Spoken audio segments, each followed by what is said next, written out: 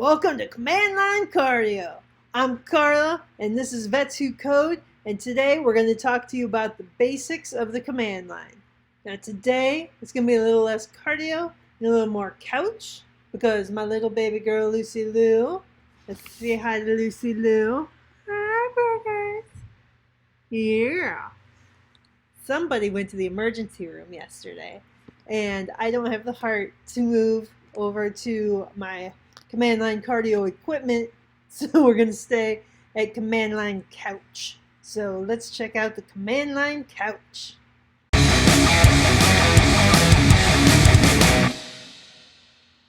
Okay, so what's the command line? Basically, this is going to be a program that's going to take commands and passes them to your operating system and runs them. That's basically it. You can use it's very powerful. You can use it similar to Finder in a Mac or the Explorer in Windows as far as finding stuff. It just doesn't have a fancy UX attached to it. You actually have to do the work to find these things yourself. You can't just have it all displayed out there for you. So let's just take a quick look at where to find the command line and how to run a couple of simple commands.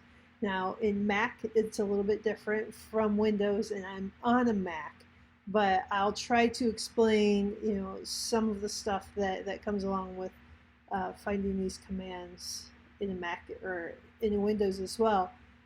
So if you are on a Mac, the first thing you're going to do is look for the terminal, and if you are in a Windows computer, you will go and find you'll basically just use the CMD command to bring up the command line. So let's go ahead and check out what that looks like. Okay, so here we are on the desktop, and I am going to just open up my terminal. Now keep in mind I am on a Mac, so Windows users, it's going to be a little bit different for you, but I'll still talk you through how to do that. So I actually have my terminal open right now, but I'm going to go ahead and quit that, and we'll go there from scratch. So in my Finder here, I am going to go to Applications, and we'll scroll down to Utilities, and the terminal will be right there. And that's all there is to finding it on a Mac. Now, if you are in a Windows, you'll want to go into your Explorer, and in the Start menu, you'll just type in CMD. Here in my terminal, you can see CMD. You'll type in those 3 characters, hit enter, and that should bring up your command prompt. And so we should be, Mac and Windows should be at the same place by this point. So let's go ahead and go through some of the commands. One of the things that you're going to use a lot is the command cd.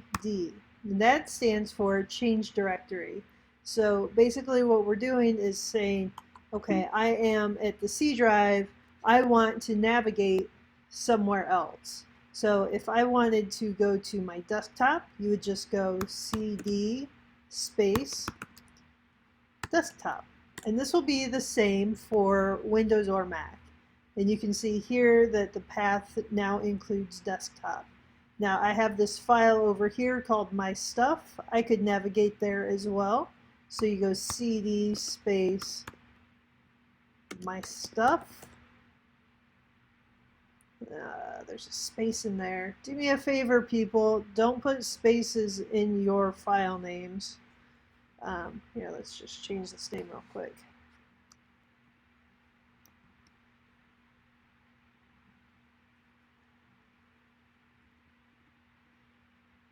Underscore. Spaces are the devil. So let's try it again. cd my underscore stuff. There we go. So now you can see the path goes to my stuff. Now let's say we wanted to get out of that file folder and get back to the desktop. If you go cd space and then you go // that's going to take us right back to our desktop. So it's going back a step. If we go cd space / or // it's going to take us right back to our C drive. So there are some differences here between the Mac and the Windows, and I want to go through a couple of those that you'll use quite often.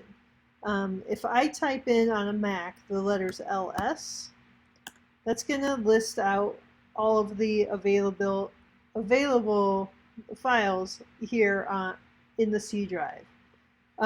For Windows users, you're going to use dir, and that's going to get you the same reaction here. Another difference that you'll have is if you want to delete a file in Windows, you're going to say rm. For remove, or that's in Mac, rm, and in Windows you'll use del. And then another thing that you're going to use often, because your terminal or your command line is going to get full, and sometimes you want a nice clear area, so in Mac you're going to type in clear, and that's going to give you a nice empty space here, and in Windows you'll type cls. Okay, so one more thing that I'm going to show you as far as differences. If you want to actually make a file, you're in Mac you'll do touch, and then you'll say sample file. So whatever it is, sample.html. Hit enter. Oh, actually, let me move to the desktop so you can actually see it working here. So we'll do touch sample.html, and now you can see here we have a sample file. In Windows, you should be able to do the same thing with the echo command.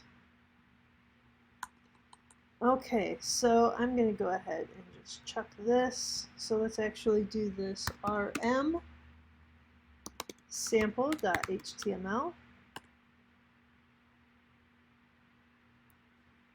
Oh.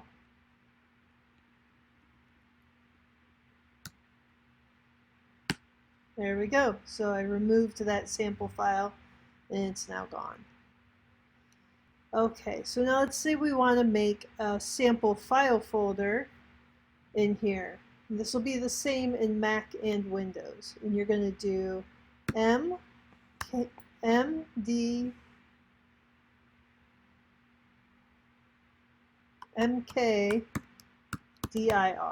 make directory, and then we'll just say sample folder. So now we have a sample folder here. And you can actually just change the directory to jump into that sample folder. And now you can see here we're inside of that. Now if we do ls, it should say that we don't have anything in there.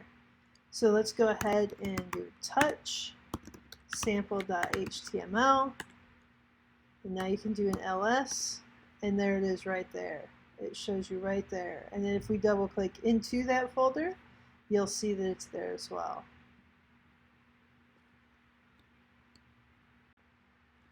Alright guys, so that's the basics of the command line. You know, how to use it, why to use it, you know, how to navigate it. It's a great tool, and the more you use the command line, the more it'll make sense, the more uses you'll find for it.